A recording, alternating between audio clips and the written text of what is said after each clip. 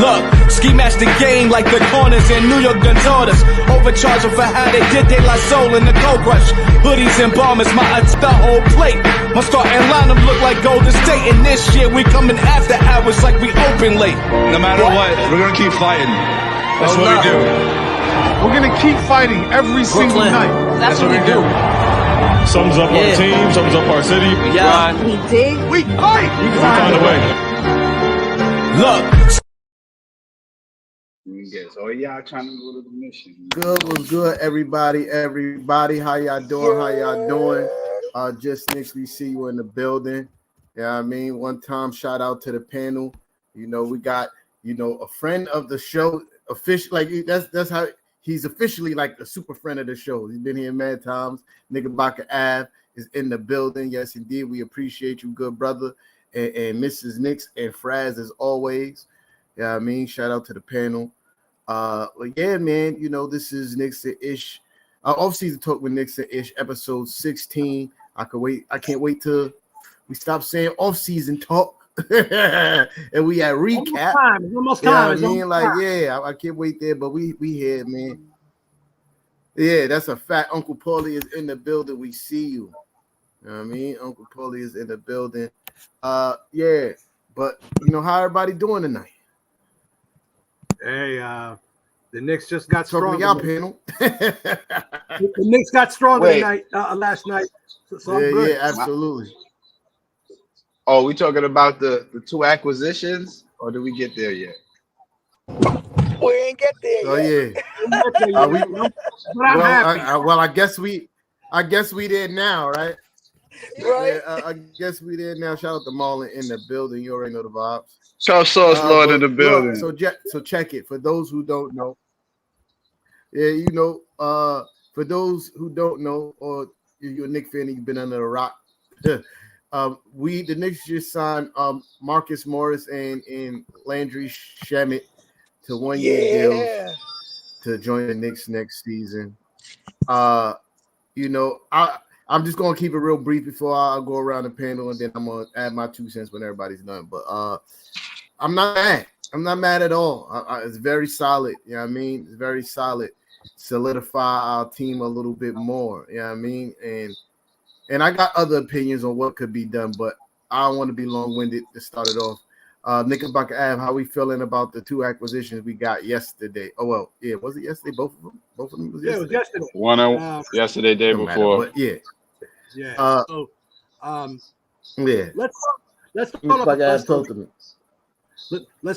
start with the lesser known one, Landry Shamet.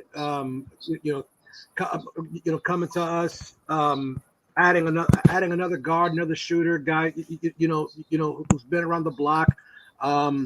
Been 6'4", was with the Phoenix Suns, was with the Washington Wizards, played with the Brooklyn Nets, LA Clippers. He's a 3-point shooter. He's going to be another guy that that Tom Thibodeau is going to love to have. The good thing is that he's in an Exhibit 9 contract. So for those who don't know what that is, that's basically a roster a training camp invite. It's not a guaranteed deal, but it can become one. For him, I don't know why we got another guard, but I ain't mad at it. I mean, maybe they're just they're shoring up the backcourt just to ensure that there's enough firepower. Once Brunson comes out of the lineup, once DiVincenzo comes out of the lineup, you got guys like Campaign, you got Tyler Kolek, you still got Deuce McBride. So I ain't mad at that. Obviously, the one that everybody's been talking about yesterday is the return of Mook himself, Marcus Morris Sr., who very familiar. He played 43 games for the Knicks in 2019, 2020, and he was a leader among leaders. Shot 43, almost 44% from the field, averaged almost 20 points a game. He was a beast. He was a bully. His numbers have tailed off over the last few seasons. Last playing with the Cleveland Cavaliers, but I love the fact that we have another veteran presence, another guy that can bully down low. He can play the power forward. He can play the center at times if you want to go small, even despite only being 6'8". And the one thing that we've been complaining about for a while now is who's going to be the backup 4.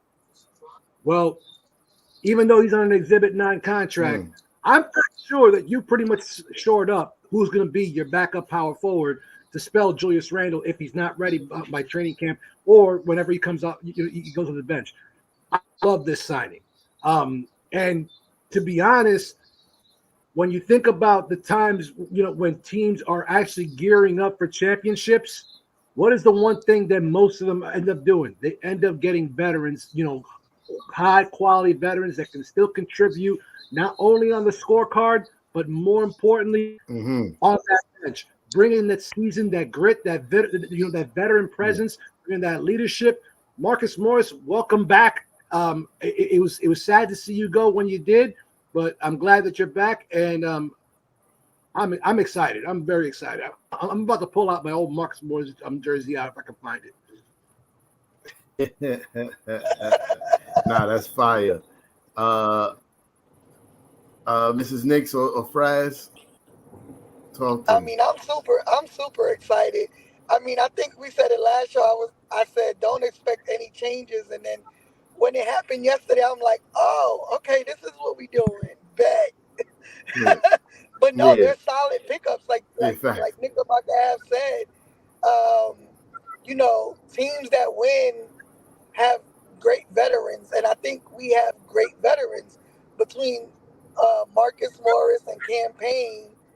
You know what I mean? They're solid vets for our team. And I had that first instinct as well, Knickerbocker. Oh, okay, we got our Randle back up for sure. And I like the fact that he's a dog. He fits in our culture. He's a dog. He's going to be the enforcer. Nobody's going to be hard fouling JB without repercussions. Because Marcus is going to step up. And I love that he wants to be here. His post today, back like I never left, that says it all. But definitely solid. Yeah. It baffles me that everyone's like, okay, we're signing vets to trade them to get a big. Bro, stop. Get off it. We're signing vets to win. And that's why we're signing vets. Yeah. Fraz, talk to me. First and foremost, y'all already know the rivalry. It is your boy Fraz Taz, aka the Parlay Lord. I'm in the building. Shout out the panel. Shout out my guy Kev who ain't here. You already know, never forgotten.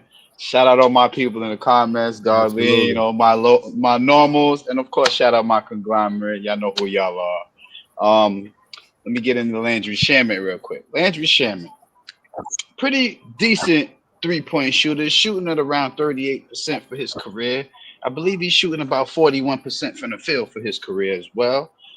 This guy is about 84, 85% from the line and averages somewhere around 9 points per game over his career. He's a shooter. He's somebody who, like was said earlier, he got invited in on an Exhibit 9 deal so we could come at least see what he could offer and give him a chance to come get a roster spot. Marcus Morris is pretty much the same thing. We kind of know what we're getting already. We've had him for a stint, 30-something games? The first stint, 36 games, something like that? Somewhere around there. 43. 43? Okay, I was a little low. Forgive me. My apologies on that. 12 points a game average over his career. Shooting about 44% for the field, 37% from three. About 4.5 rebounds a game. We know he's a gritty player. He fits in with this team with the gritty play that he brings to us. And yes, he's going to be one of those guys checking other guys like Anna said. You're going after my captain. You're going after Randy. You're going to have to deal with a guy like Marcus Smart. He about that action. He wants to smoke. Right. We know this already from the situation with the Jokic brothers. We know this already. You know what I mean? So, Yeah, Shout out to Leon Rose, man. Leon sure. Rose, keep doing what you doing, Leon Rose. I don't care what Facts. everybody else got to say. Work. Keep doing what you doing. You putting in this work for us, and you bringing quality guys over here. You really trying to outfit us for this season so we could make this playoff run. Big up Leon Rose all day. Yeah. Yeah. So here's my little 2 cents on the situation. I think, like I said earlier, definitely both two solid pickups. But somebody said it in our group chat, like they trying to make sure, like if you get bit by the injury bug, we'd be all right. And that's what it feels like this move is. Is like Yep. insurance in case of injury. That like we won't completely dive off the cliff and have to play freaking 5 guys the whole entire game. There's other guys that we could possibly go to that Coach Tommy T may have confidence in to be able to perform at a high level and contribute, right? Like you said, they're both veterans. They've both been around the block and played on quite a few teams. So I think it'll be easy for them to transition to what we do. You know what I mean? And when they're caught, and I think it'd be easy for them to understand where we're going as a team and as an organization and what the expectation and goals and stay ready in case, the unspeakable things happen. You know what I mean? It is injuries are part of the sport, and sometimes they're inevitable. And they have the wherewithal and the experience to know that you got to stay ready at any time.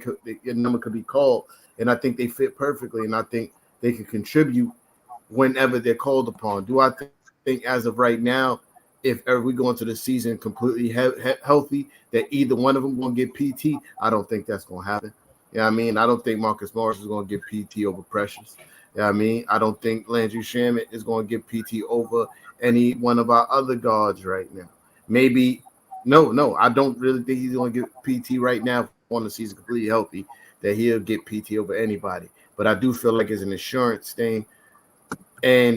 But the one thing I'm kind of like on the fence with, Mrs. Nick said that, it might not be, they're not here to be traded. I say if things don't work if things ain't looking the way it should by trade deadline, I also feel like there are 2 good pieces and two valuable pieces that could be moved possibly for something better. Yeah, I mean, do I think that we got them just for that? Absolutely not.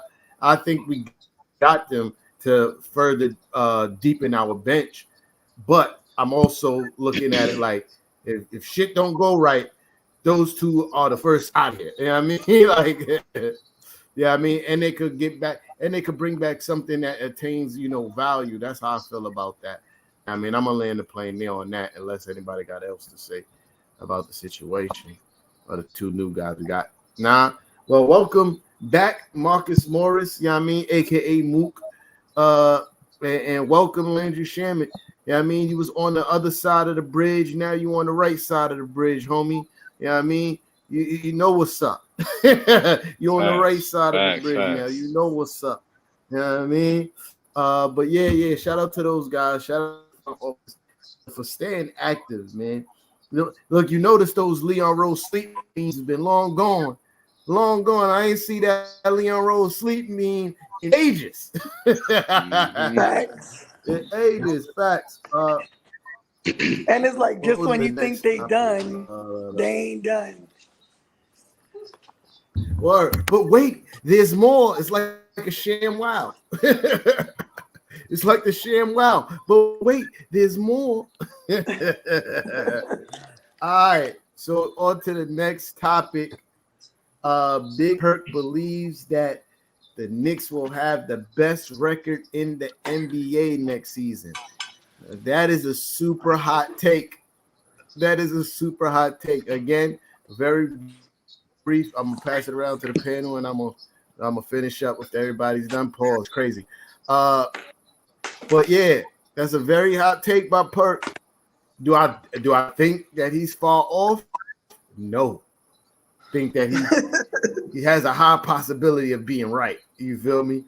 But I wasn't expecting. Perk's been supporting the Knicks, but I wasn't expecting him to jump out the window like that, because that is a very bold statement to make on national TV, especially how everybody still want to LOL. You know he's going to get killed all season by his take. I mean, not all season, but the beginning of the season, a lot of, other media personalities is definitely going to try to pick apart his take on that.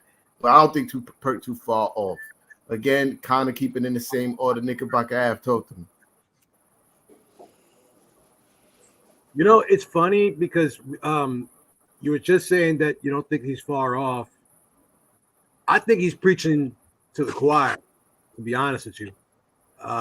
Kendrick Perkins hasn't been wrong about this team yet.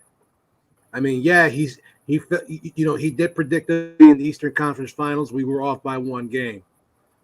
For the last month or so, what have you guys been saying on this platform? Hashtag 60 win season loading.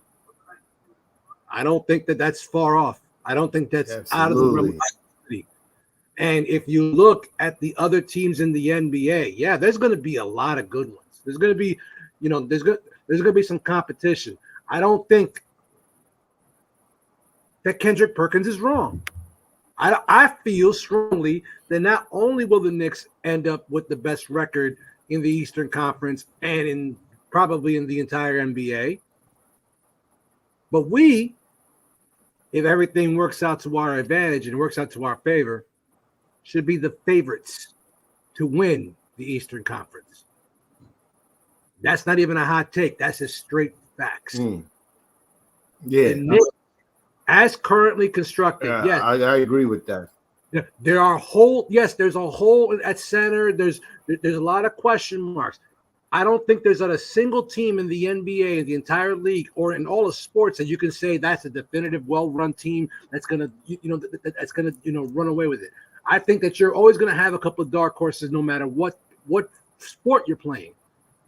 But in the NBA, as currently constructed, with a captain that is doing what he's doing to prepare this team, to set up this team for future success, and the way that these guys are all buying in, not only to Tom Thibodeau's game plan, his philosophy, and everything that he stands for,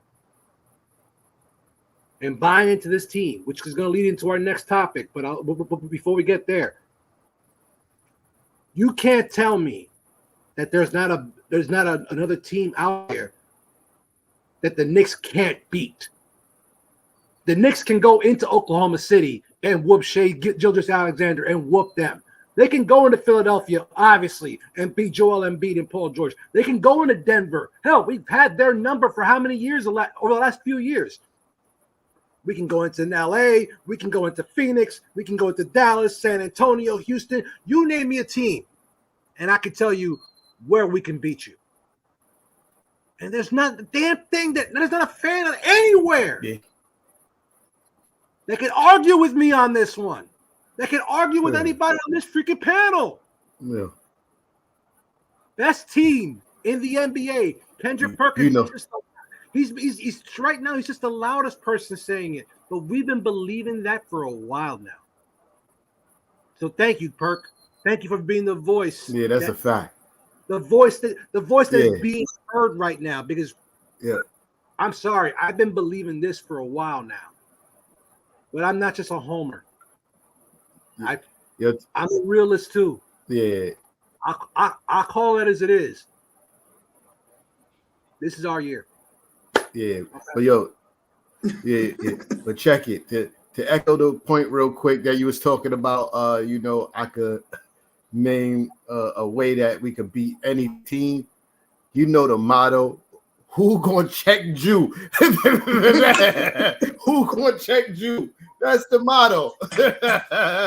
Who gonna check Jew? That's all I want to know. Until somebody answer that, who on their team is gonna check Julius Randle? They can't tell me nothing. You feel and me? now Marcus They Morris. can't tell me nothing. But yeah, facts. Yeah, man. That's all I can say. Next, talk to me. No, I mean, how do we say anything after that? If you ain't believe, you believe now after Knickerbocker Ave spoke. But I mean, I agree. Like there's no team no complete team that can mess with our team. We literally have 2 starting lineups. Like, and at the end of the day, Yeah.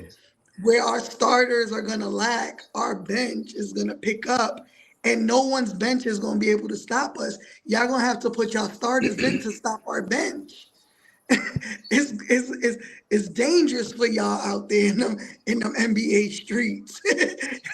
We a problem, and if y'all don't believe, then y'all delusional. Something ain't right up there. So I absolutely believe what Perkins said, and I love that he continues to back us up. And he's that one media piece that, regardless of the criticism he is gonna get all season, is not scared to stand 10 toes down for this team. I appreciate that. And it seems like he's taking that mayor of New York dead serious. And he know how we get down in New York. Don't Yeah. switch up on us. But nah, we have a solid team. Yeah. And man, these acquisitions, just these vets alone it takes us to another level, because now we going into our third string of guys that, how y'all gonna stop them if we have to play them?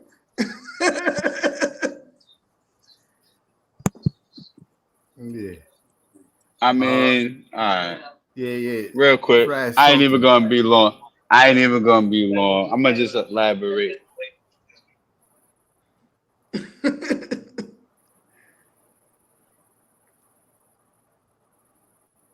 So yeah. Apologies about the interruption, real quick. I ain't gonna be long No, winded. I'm you just gonna good. You elaborate good. off of You what good. Sis was just saying. This is a year of adjustments for Tommy T, and I'm gonna tell you why. All these guys and the versatility that now the Knicks have as far as first string lineup, second string lineup, even third string lineup now. You're gonna see that Tommy T is gonna be able to make more adjustments during games because now he has more pieces to work with. I've said it before and I say it again. When you give Tommy T guys that fit his system, he can make it work. So Leon Rose has been centralizing guys around basically how Tommy T operates and works. And it's working. It's working.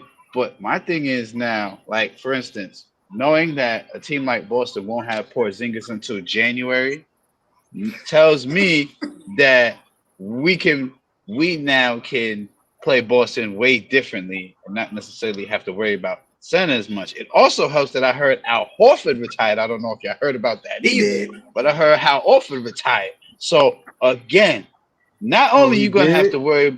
Yes, Yep. he did. T time. This came within the last 24 hours, my guy, for real. Yep. Al Horford called it quits. If you didn't know, you heard it here He said, I first. won. It's a wrap. Yep. He said, I got my ring. I'm done. I've had enough. So now Yeah. Boston really got to worry about playing the 5 spot up until January with Porzingis. O'Shea Brissett is not going to be a piece that's going to hold them down like they want to until January. Nah, I don't see that.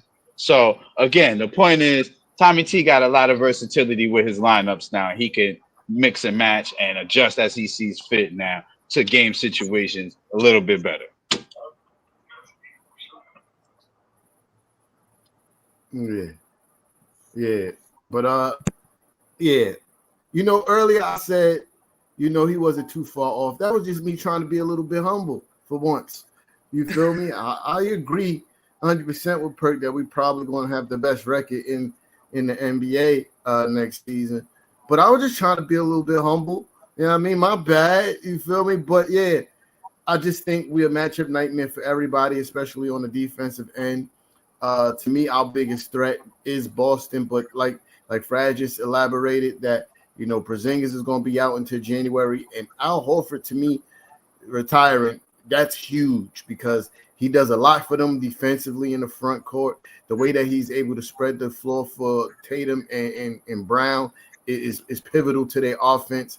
And that's like people say that, the way people say Mr. iHeart would hurt us. I feel the same could be said for the Boston Celtics and Al Horford.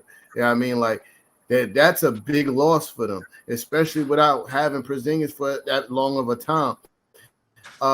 And to me, like in the East, that was our big I'm gonna say that was our biggest threat, because I really don't feel like they're a threat no more, not having Al Horford or anybody as yet to even come close to filling his shoes. So I think we're going to run away with the East. It's not going to be close. I think OKC is going to give us a run for our money when it comes to who's going to be the best team in the NBA. But I think we could definitely do that. And now, listen, shout out to Al Horford, great career. But even more, like I was already super confident that on the first game of the season, we was going to pack these guys up. Now no Al Horford's playing. Oh, my God, it's going to be fucking disgusting. It's going to be disgusting what we're going to do to these guys. It's going to be disgusting. Oh, I can't wait. It's going to be a ring ceremony, and then it's going to be a burial right after. It's crazy. It's crazy how that works. You feel me? We going to services. We're going to a ring ceremony and a funeral, and all of the same night.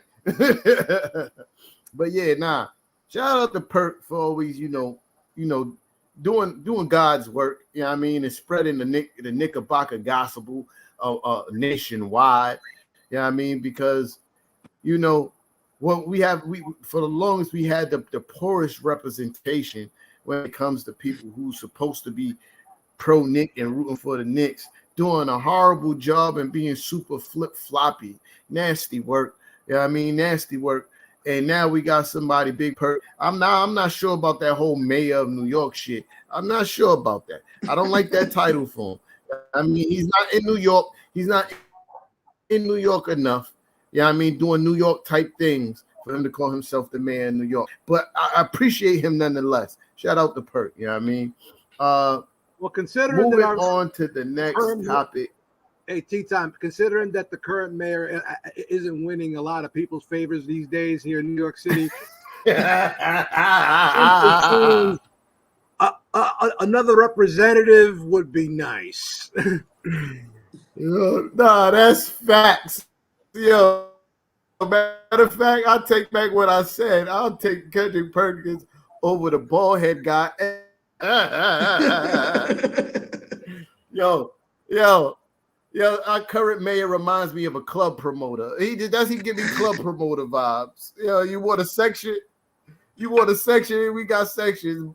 Bottle $600, homie. Yeah. The bottle $600. But moving on to that's hilarious.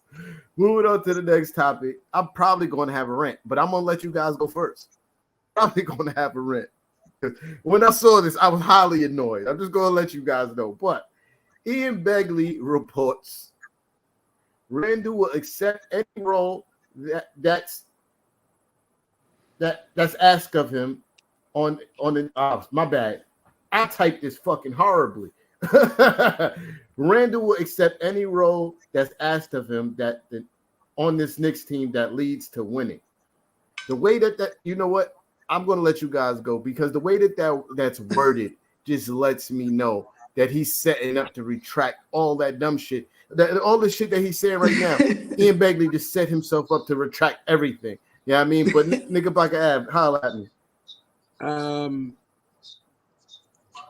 That's the funny thing. I didn't know that this was up for debate. I'm pretty sure that Tom Thibodeau is going to ask Julius Randle, hey, can you get me 25, 10, and 7 every night? Could you do that in the playoffs? Can you bully dudes down low on the block? Could you be I mean, aside from the contract extension, which is still up in the air, I didn't know that this was a question of Julius Randle or his role. I'm pretty sure that he knew that he was going to be taking somewhat of a back step coming off of shoulder surgery again. Having a non-performance in the playoffs. So I figured I don't even. It's nice to hear these kind of things, but Ian Begley, with all due respect, I didn't know this was even up for discussion.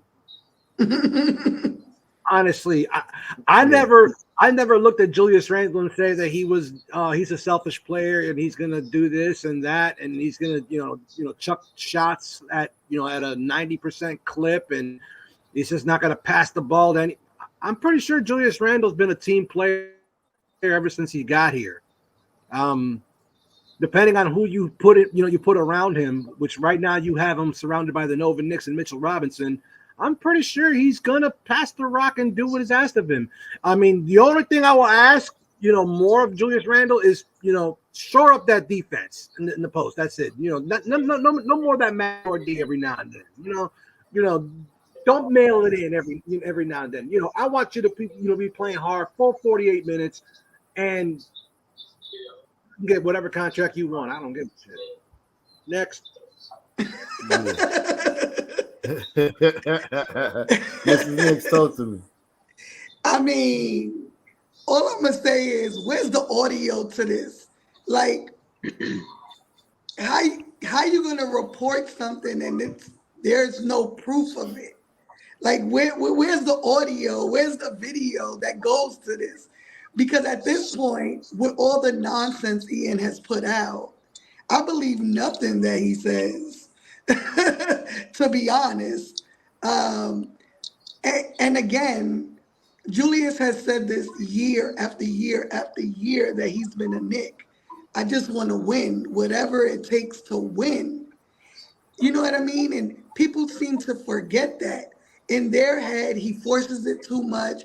He's that player that was that player in year one when he had nobody. As if his game hasn't evolved since we've gotten Julius. Since we have gotten Jalen. As if it didn't evolve more in the month of January when we had this team that we now have. So do you expect anything different? I don't. And think about it. It has to be mentally draining for him to watch his team play at the caliber that they played this season and he not be part of it. It had to hurt his heart. Absolutely. It had to mentally take him there. And so for the nonsense that he continues to get, like, we need to back off as fans because he's going to do whatever it takes. So when he understands what winning in New York will mean, not only for his career, for the city, and season after season, he's reminded us that he's committed to this. And if y'all don't believe it, then why is he still a Knick? He could have left long time ago when we had nobody. He could have left when the fans booed him and disrespected his family. Facts. He could have left and he didn't. He stayed. Why? Because he's committed. So, like you said, this isn't new news. This is something we realistic fans have known forever. And he repeats it. Every podcast he's on, every media outlet he's on, he says the same thing. I want to win, and I want to win in New York.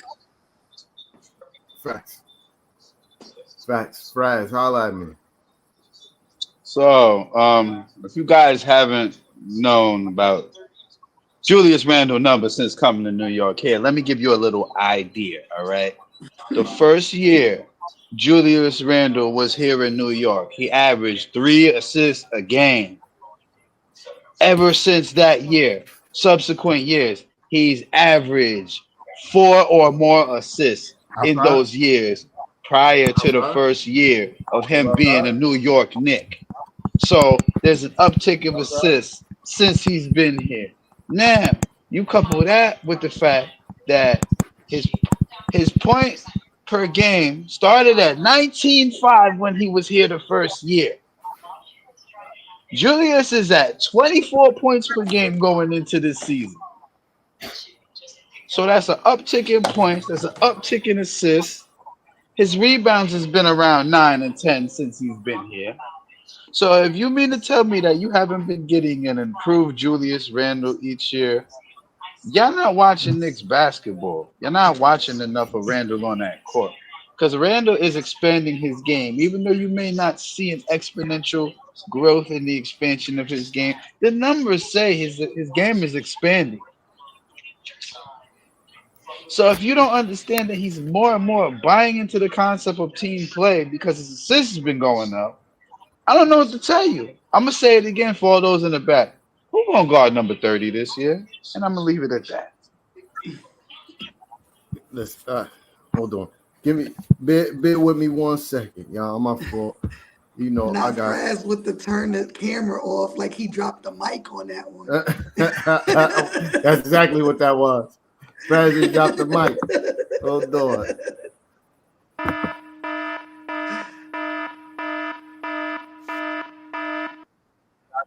Rant, man.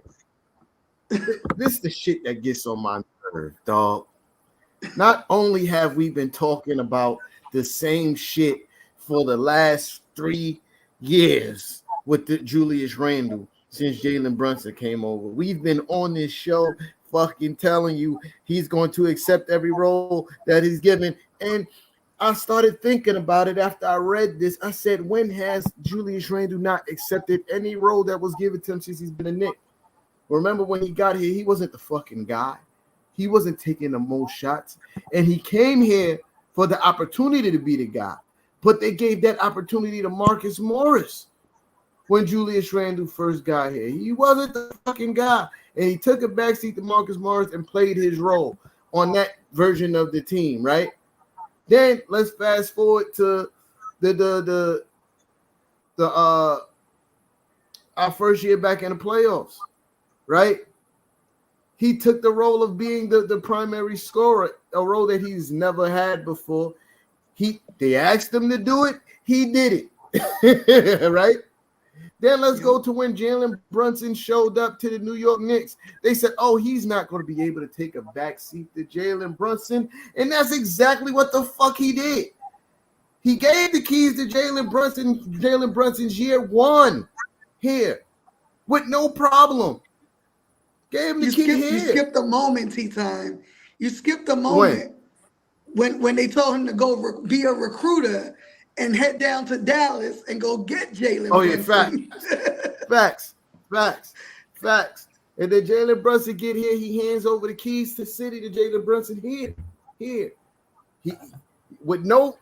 Then y'all get on the fucking internet and make up these rumors that Julius Randle is disgruntled by Jalen Brunson's success. I've seen y'all do this shit.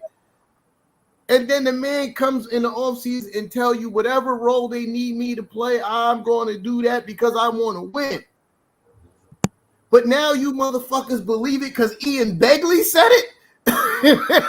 The man been telling you the same shit for 3 years. But now Ian Begley tell you, oh, Julius Randle's willing to accept that. He's been proving that since he got here. He's willing to take any role they ask him to take and do it to the best of his ability. The fuck is wrong with y'all? And if January didn't show you, that January when we got OG didn't show you he's willing to do whatever, he was playing off ball, playing the most effective basketball of his whole entire career. And now all of a sudden it's a fucking revelation that Julius Randle's going to take whatever role. He's been doing it. Y'all got to cut the shit. Y'all got to cut the shit, bro. This is not 2 losses in January. Bro. 2 losses in the month of January, and y'all over here complaining. This is not a fucking discovery that Julius Randle's going to do whatever it takes to benefit the team. It's not a discovery. The part that y'all didn't like, maybe I didn't like, is the fact that his role for 2 to 3 years on this team was to be the fucking guy. Maybe you didn't like him as the guy. That's up to y'all. But to say that he wouldn't accept other roles when he accepted every role he's been asked to take since he's got here is fucking ridiculous. This is not a revelation. Yeah, I mean, listen. I don't know, man. It must be snowing Nick news when he did that. Like, he had to write something. It was nothing else to write. He had to write some blatantly obvious shit. Yeah, I mean, what's going to get the people going? You know, what's going to get the people talking and reading my article? Let me say some shit about Julius Randle that everybody should have already fucking known for the last 3 fucking years. It's annoying. I'm sorry, y'all. Sorry, but it's annoying.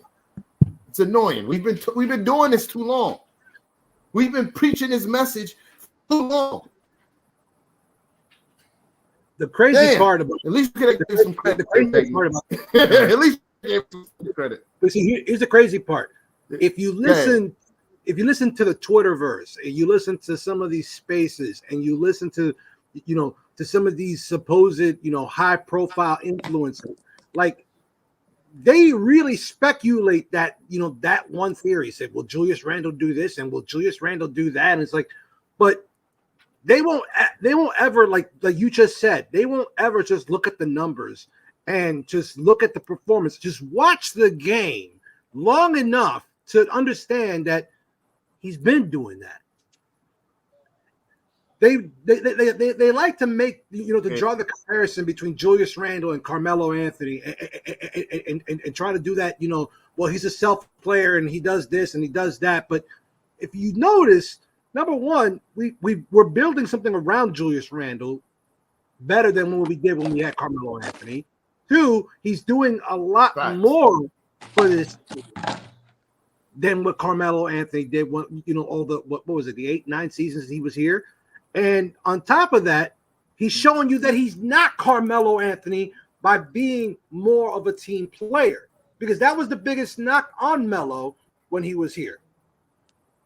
Julius Randle is not Carmelo Anthony in the sense that he's willing to accept lesser roles. He's willing to accept new teammates. He's willing to less money system. He's willing to do whatever it takes because he understands that, yes, the money is important, which I'm pretty sure it's still going to be when it comes to the contract negotiation time. But that ring that reads New York Knicks NBA World Champions, that's a legacy.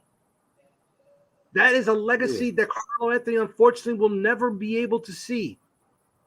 And now he will have the opportunity to. He will have the absolute greatest opportunity right now with these Nova Knicks, with Coach Tom Thibodeau, with President Leon Rose and Worldwide West and Gerson Rojas and all the people up there. He has the chance to cement his legacy. Just like Walt Frazier did, just like Willis Reed did, just like Earl the Pearl did, Dave DeBusch and all of them. Even more than the legendary Patrick Ewing, who never got a chance to do that. Mm-hmm. Julius Randle has the opportunity to do exactly that. And I think what really bothers some Knickerbocker cynics, because that's what they are, they're cynics, it bothers them that they don't really like this guy because he did the thumbs down a couple years ago. Yeah. To me, that's all it really ever comes down to when you ask me what's going on and when people make these, insinuations about Julius Randle, is the fact they still hurt. Their feelings are still hurt. But get over it. What I was about to say. Yeah, get over it. Facts. But I thought this is New York. I think I thought this was New York. We're supposed to be tough, right? We're supposed to be tough skin. But look, we don't have that tough skin. It only works when they're able to curse out players and be disrespectful. Yeah, I mean, that's when it's New York. But if a player give you the thumbs down, oh, how dare he? What you mean? I thought we was, like you said, I thought we was tough. Like it was all cool when y'all calling him all kinds of names and making his family uncomfortable in the stands. It's New York. You gotta have tough skin. That's what I was told a few times when me and Kev was promoting the fact that it was whack that they was doing these kind of things. It's New York. Have a tough skin. But y'all, they still hurt over that thumbs down shit. But to another one of your points, Knickerbocker Ave, I think Julius Randle is well aware of what it means to win in New York. And this is why he's willing to do whatever to win here. Because like you said, you talk about legacy points boosted 1,000. Like, I don't care wherever else Julius Randle probably will go and win the ring. It will not have the same staying power as it would as winning the ring in the Mecca after a 50-something year drought. Like, he will not only would he be king in New York, like, name will ring bells across the NBA history. You know what I mean? Like, we're not just talking about New York history. To bring a championship an NBA championship back to New York will cement him in NBA history. You know what I mean? And not only that, say for instance, he took a little less on his extension by signing early. If he wins and decides he wants to leave, he has a fucking blank check that wherever else he wants to go. It's a fucking blank check. So it's like, yeah, I could take this loss now, but if I get a ring here, it's a fucking blank check. If I don't want to stay in New York and New York don't want to give me the max, that's fine, because somebody else will. You know what I mean? And I think he's aware of that, man. But I think it was just a slow media week for Ian Begley to report some shit that he should already know. You know what I mean? I think if you're a journalist, you should actually watch games and be a historian of what the team is actually doing and using your eyes instead of trying to push narratives that's happening on Knicks Twitter, which he's heavily deep rooted in himself.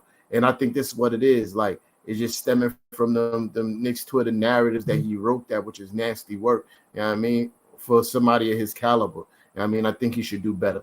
You know what I mean? That's all. Just do better. Just do better. Like, because that couldn't have been the article. He's willing to take whatever role that lead. And like I said earlier, he set it up to walk that shit back if it leads to winning. Because look, he wants to be able to write if Julius Randle, for whatever reason, has a mental break again and start throwing temper tantrums. He want to be able to write Julius Randle's looking for a trade. He want to be able to write that. You know what I mean? He want to be. It's not leading to the winning that Julius Randle wanted to. So that's why he wrote it. When I read it, I looked at those words. It's like, yo, you're not slick. I see right through what you're doing, homie. You're still leaving wiggle room so you could try to drive a wedge through this team, which is nasty work. Gotta be better, bro. Gotta be better. I think Ian Begley is like, I like reading some of his articles. I think he's good detailing and doing the things, some of the things he do, but every once in a while you get this nasty work right here.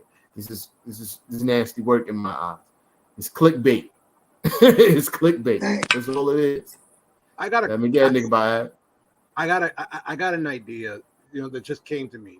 Remember about a month ago, another, high profile influencer dropped a bomb saying that, there was talk about bringing somebody else here, Karl Anthony Towns. And I'm willing to bet that information came from Ian Begley. Now that you're saying that, I'm willing to bet Ian Begley is really pushing for that Karl Anthony Towns trade. Yo, listen, I wouldn't be surprised neither. And I remember that. I remember Kev getting the whole arguments with Twitter content creators.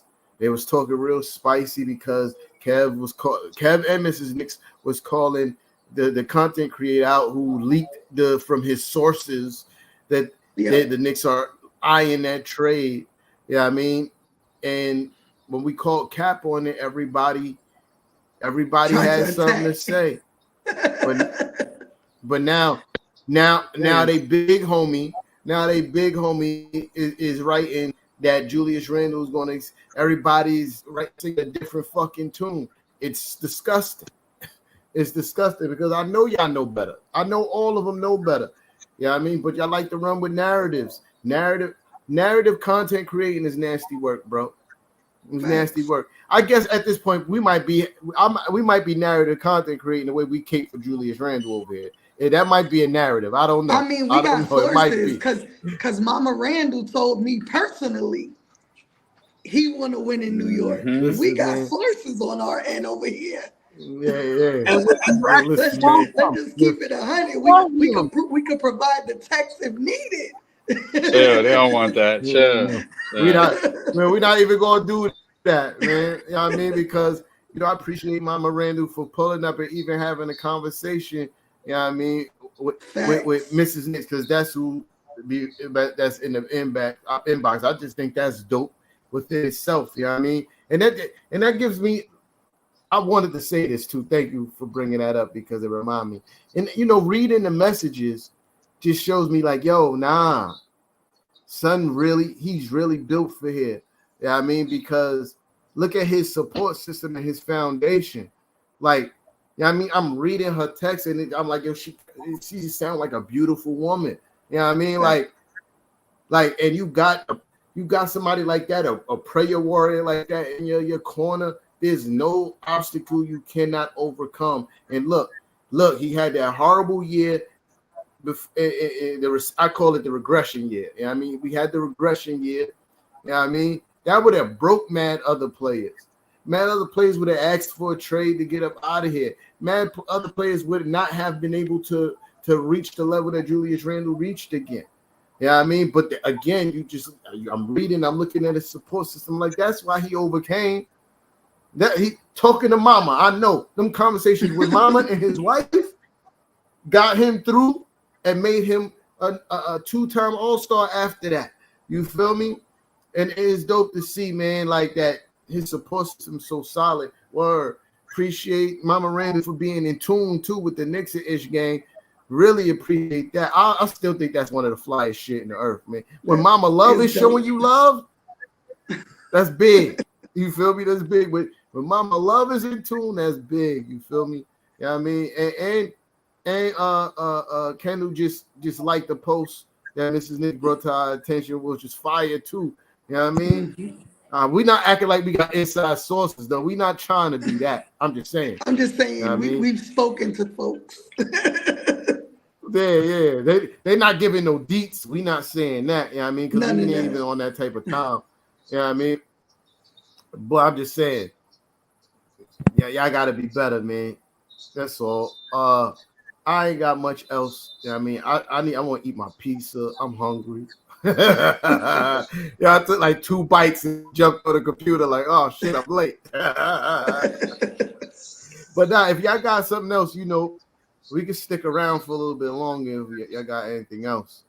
I just want to give a shout out to all my Instagram followers who are joining us right now on Instagram Live.